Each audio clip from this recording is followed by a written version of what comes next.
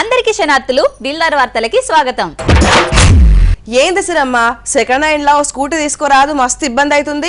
ఇబ్బంది అయితే నువ్వు తీసుకో, నన్ను ఎందుకు కొనమంటున్నావు? అయ్యో దిల్దార్ కు పెద్ద దిక్కువి, నా బాగోగులు చూసుకునే బాధ్యత నీకు లేదారా? నీకు అవసరం పడితే పెద్ద దిక్కు అంటావు, లేకుంటే నీకు దిక్కున్న కాడ చెప్పుకో అని అంటావు. అయ్యో నువ్వు పుణ్యానికి ఏం తీసుకురావద్దు, పంచర్ అయితే నేను గాలి కొట్టిస్తుంది బండికి. మరి పెట్రోల్ ఎవరు కొట్టిస్తారు? మీ తాతనా? ఓ అదో ఖర్చు ఉంటది కదా, ఓ పని చేస్తా, సీఎం సార్ వచ్చే తోవలు నిల్చుంట్రా.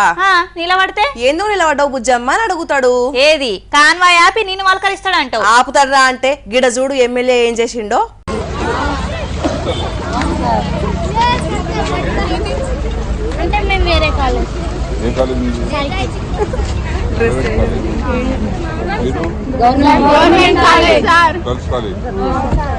ఒక్కళ్ళు ఎప్పుడురా సరిగ్గా అర్థమైతలేదు. చాలా ఇబ్బంది అవుతుంది.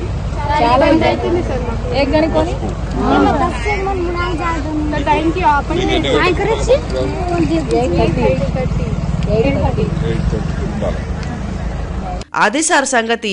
పిల్లల హాస్టల్ నుంచి కాలేజీకి పోదామని నిలుచుంటే ఒక్క బస్సు లేదు, వచ్చినా ఆపకుండా పోతున్నారట. కాలేజీ టైం కూడా అయిపోయింది, అంతల్లే మీరు కారాపిర్రు. మరి ఎట్లా సార్ మా సంగతి అని అడిగే వరకు నా రిక్వెస్ట్ ఏంటంటే ఆడబిడ్డలందరూ 8:30కి ఇక్కడ నుంచి బయలుదేరి కాలేజీకి వెళ్తారు. వీళ్ళందరికీ బస్సులు ఆపుతలేరు, వాళ్ళ కాలేజీ పోవడానికి ఇబ్బంది అవుతున్నది. స్పెషల్ గా ఇది గవర్నమెంట్ కాలేజీకి వెళ్తారు, అందరు ప్రైవేట్ కాలేజ్ కాకుండా మొత్తం గవర్నమెంట్ కాలేజీకి వెళ్తారు బాన్స్వాడకు. మీరు 8:30కి ఒక ట్రిప్ ఇక్కడ నుంచి తీసుకెళ్లి వాళ్ళని అక్కడ దించేయాలి. ఆల్ గర్ల్స్ ఇప్పుడు 9 అవుతుంది, ఇంకా బస్సు బోలించాలి. రేపటి నుంచి మార్నింగ్ 8:30కి ఒక బస్సు, ఈవినింగ్ 4 గంటలకు అక్కడ నుంచి తీసుకురావాలి. స్పెషల్ బస్సు చెప్పండి. 8:30కి మార్నింగ్ ఇక్కడ నుంచి కాలేజీకి బాన్స్వాడకు అందరు ఒక దగ్గర దిగుతారు. మన జూనియర్ కాలేజ్ గ్రౌండ్ దాంట్లో దిగుతారు, అందరు దిగుతారు, పెద్ద గ్రౌండ్ ఉంది. మళ్ళీ వచ్చేటప్పుడు 4 గంటలకు మళ్ళీ వస్తారు. ఇక్కడ స్పెషల్ బస్సు పెట్టండి. ఈ రోజు అయిపోయింది, 9 అయిపోయింది. ఇప్పుడు నేను ఇక్కడే ఉన్నా, వాళ్ళ దగ్గరే ఉన్నా. నేను అటు గుడికాడికి వెళ్తూ పిల్లలంతా రోడ్డు మీద నిలబడితే వీళ్ళ సమస్య నాకు తెలుసు కాబట్టి నేను మళ్ళీ తిప్పుకొని వచ్చిన కారును. సార్ ఫోన్ చేసి చెప్పిండంటే రేపటికెళ్లి బస్సు సపరేట్ వస్తుంది కావచ్చు. పిల్లల్ని చూసి కారు ముంగల్కి పోయి మళ్ళీ వెనకకొచ్చి మరి సమస్య తెలుసుకొని బస్సు ఏర్పాటు చేసిండు. ఇక జనంలో కలిసిపోయే బాధ లేకుండా మొత్తానికి స్పెషల్ బస్సే ఏర్పాటు చేపించిండు పోర్రి. అట్లనే బస్ స్టేషన్ల కాడ కూడా ప్రయాణికులు కానొస్తే అరుచుకుంటారు సారు, వాళ్ళ బాధలు కూడా చాలా ఉన్నాయి. మీరు అరేంజ్ చేయించండి, ఇప్పుడు ఉంటే కూడా అరేంజ్ చేయించండి. ఒక బస్ పంపించండి, నేను ఇక్కడే ఉన్నా, అంతా రెడీ ఉన్నారు. ఇప్పుడు 150 మంది రెడీ ఉన్నారు, పంపించండి.